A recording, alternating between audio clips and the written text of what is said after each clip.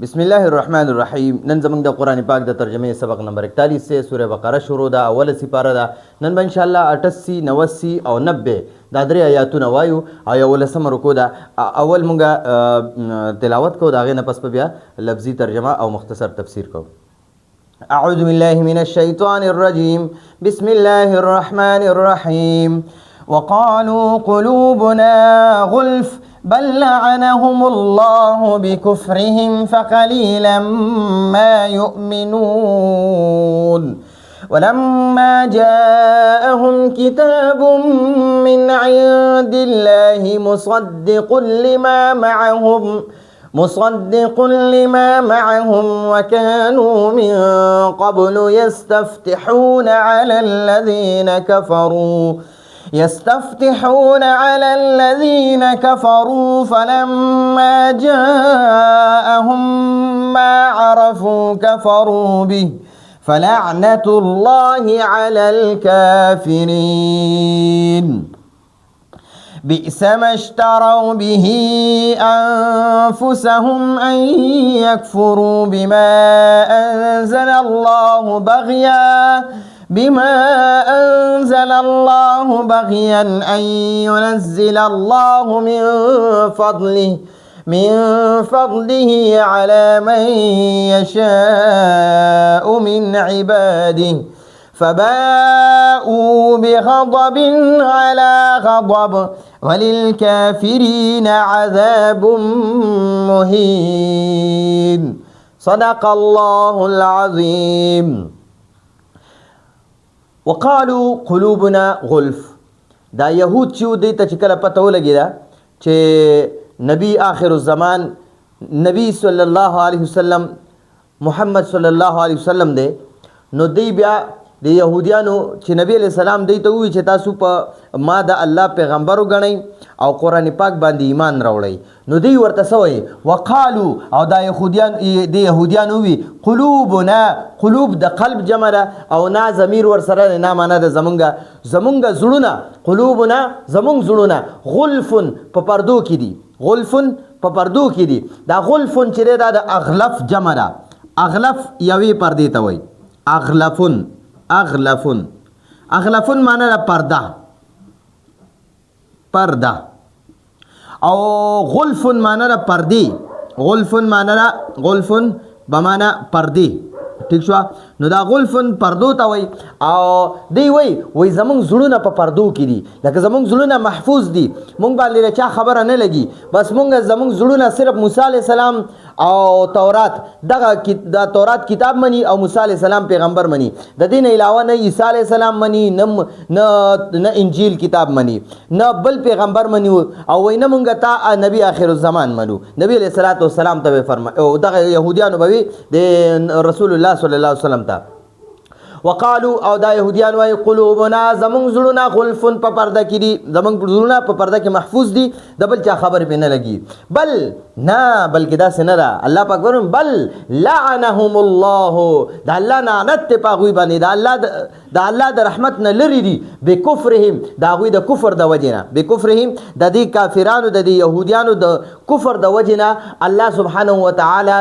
د خپل رحمت نه دا یهودیان لرې کړي دي. فقلیلا ما، نو ډیر لګ، دا ما چې دی دا د قلیلا د تاکید د پاره دی. دا ما زائده دی، صرف د قلیلا کې د تاکید پیدا کېدو د پاره دی. نو ډیر لګ، فقلیلا ما، نو ډیر لګ یؤمنون، هغوی ایمان راوړي. په دې کې ډیر لګ خلک ایمان راوړي، لکه عبدالله ابن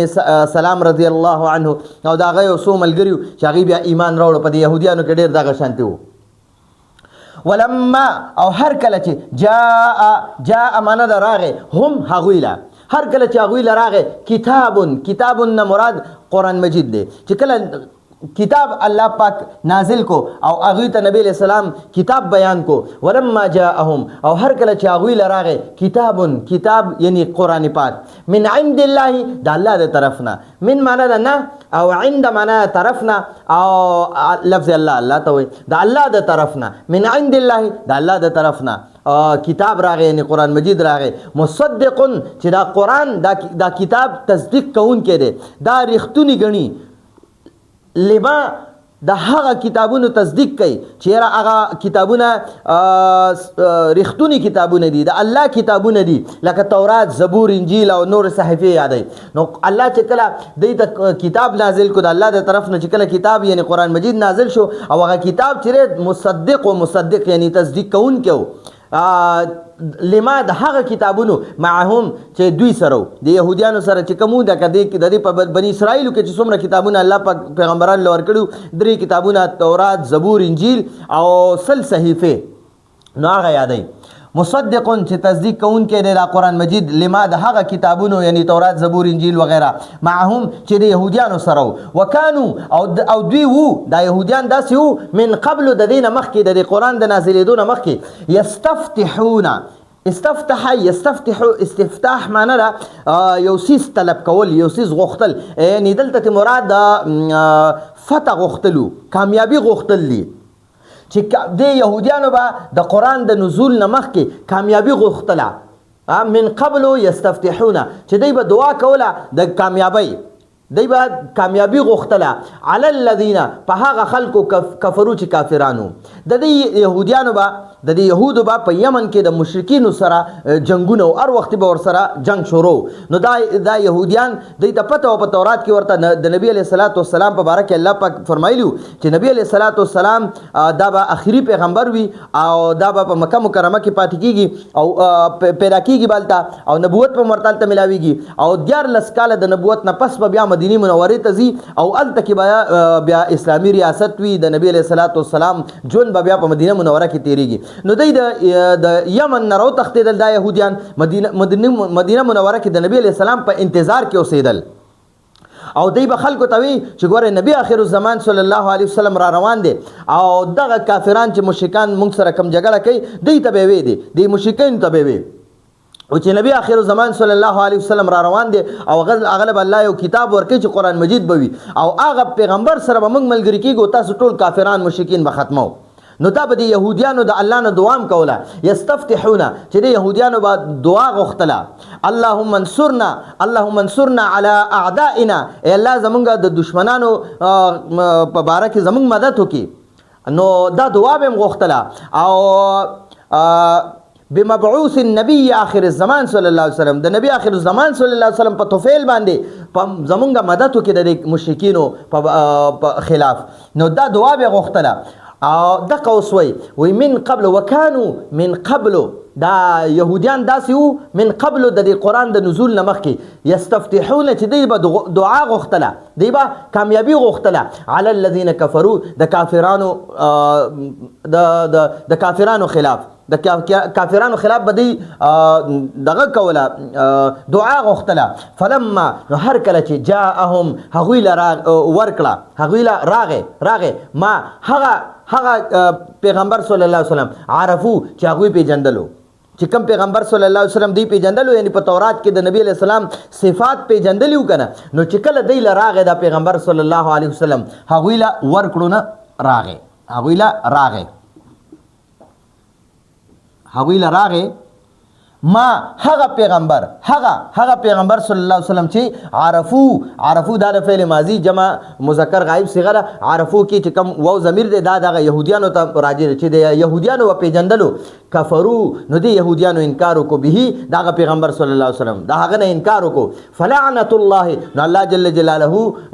لعنت ته د الله جل جلاله لعنت ته علی الکافرین په کافرانو باندې پرې کافرانو د الله جل جلاله لعنت ته نو کله چې دی نبی علیہ الصلوۃ والسلام الله پاک دنیا ته راولېږلو او مبعوث کو نبوت ورته الله پاک ورکو نو بیا د کافرانو وی چې نه دا خو مونږ وی چې په بنی اسرائیلو کې به د نبی آخر الزمان راځي دا خو په بنی اسماعیل کې راغی نو په عرب چې دا د اسماعیل علیه السلام اولاد دی د اسماعیل علیه السلام او دا يهوديان چې دي کنه يهوديان څومره بنی اسرائیل چې نو دا د یعقوب علیه السلام اولادو ها د یعقوب علیه السلام د یعقوب علیه السلام اولاد چې هغه ته بنی اسرائیل وای بنی اسرائیل نو دی بنی اسرائیل وی چې دا نبی آخر الزمان صلی الله علیه وسلم بم په مونږ زمونږ په نسل کې یعنی په د یعقوب علیه السلام په نسل کې راځي په مونږ بنی اسرائیلو کې به الله پاک دا نبی آخر الزمان صلی الله علیه وسلم را لېږي خو چې دوی ته کله پته ولګېده چې نبی آخر الزمان صلی الله علیه وسلم په عربو کې د اسماعیل علیه السلام په اولاد کې الله را لېږلی دی نو دوی فوراً د هغې نه انکار وکړو مخکې خو په تورات کې وو چې یاره مونږ به بالکل د نبی علیه السلام د ملاقات دپاره په هغه د ایمان راوړلو دپاره د یمن نه دوی راوتښتېدل د جنګونو نه او دوی په مدینه منوره کې د نبی علیه السلام په انتظار کې اوسېدل خو چې کله ورته پته ولګېده چې دا خو په عربو کې او د اسماعیل علیه السلام په اولاد کې الله پاک را لېږلی دی نو بیا یې د هغې نه انکار وکړو د کافرانو د یهودیانو بني اسرائیلو او دی بیا حضرت صفیه رضی الله عنها د نبی علیه السلام بیبي وه د دې پلارم د یهودیانو عالم او د دې ترم د یهودیانو عالم او دا دی وی ما یو ځل په خپل غوږونو باندې واورېدل چې کله نبی علیه الصلاة والسلام مدینې منورې ته راغی او بیا د زما تره مو لیدو او زما د پلاره مو لیدو دا دواړه د یهودیانو عالمانو نو دی بیا دا تره مې تپوس کوي چې یاره دا کم نبی صلی الله علیه وسلم دی دا حق پیغمبر دی نو وایي د پلار یهودي عالم ده ورته او زما دا پلار دا نبی علیه الصلاة والسلام دا حق پیغمبر دی نو بیا ته دغه ورته وی دی بل روري ورته وی دی بل رور يهودي ورته وی چې بیا خو د چې کم صفات په تورات کې بیان شوي هغه په دغه ټول موجود دي د دغه ورته وی د صفیه رضی الله عنها د پلار ورته وی چې او بالکل هغه ټول په دغه کې موجود دي او دا ماغه نبی آخر الزمان صلی الله علیه وسلم دی نو د ترې وی قسم یې خوړو چې زما د رب باندې قسم وی زما د رب کعبه باندې قسم وی چې زما په د باندې کلم ایمان را نه وړم نو صفی رضی الله عنها پلار اومي وای زبم په ایمان دراوړم نو دوی ته خپته و چې نبی آخر الزمان صلی الله علیه وسلم حق پیغمبر دی خو بیا هم د حسد او د عناد د وجنه او د بغض د وجنه ایمان ځکه نه راوړو چې دوی وی چې دا په بنی اسرائیلو کې پیدا کیږي نبی آخر الزمان صلی الله علیه وسلم خو هغه الله پاک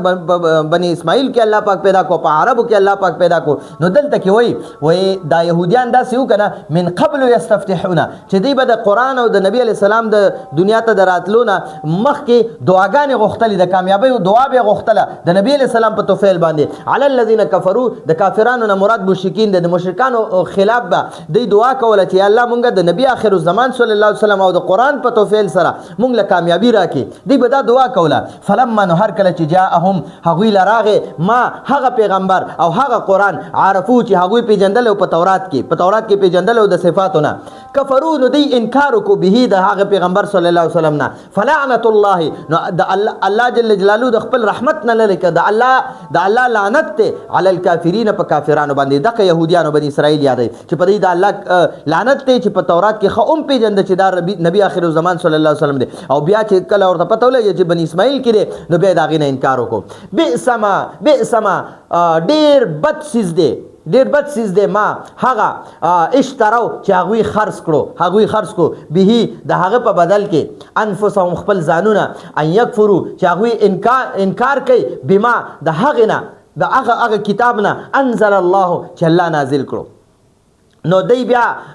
خلکو ته به وي او د نبی علیہ السلام صفات به پټول او خلکو به الله پیسې ورکولې نو دلته کې وای بئس ما اشتروا به انفسهم ان یکفروا بما انزل الله ډیر بد چیز دی چې دی خرڅ کړو د هغې په بدله کې خپل ځانونه او کفر اختیار کو بما انزل الله د هغه کتاب د هغې کتاب په مقابله کې چې الله نازل کړو بغیا حسدا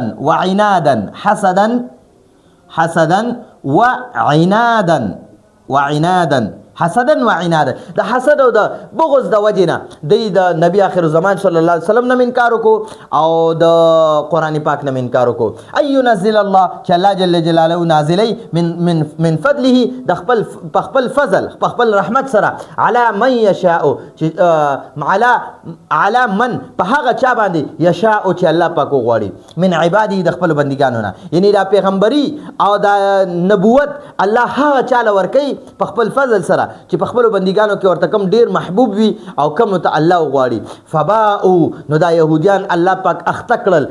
بغضب په غضب کې الله په غضب کې اخته کړل په دوه غضبونو کې الله دی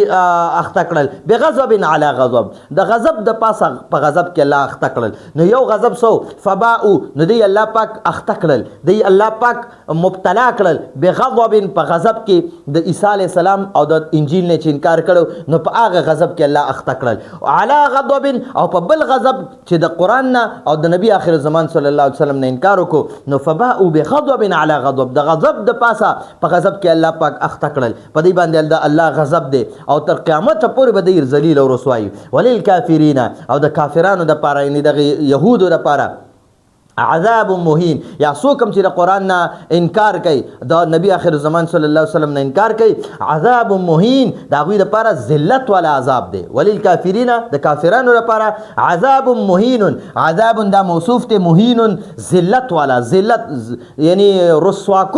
رسواکن عذاب دی عذاب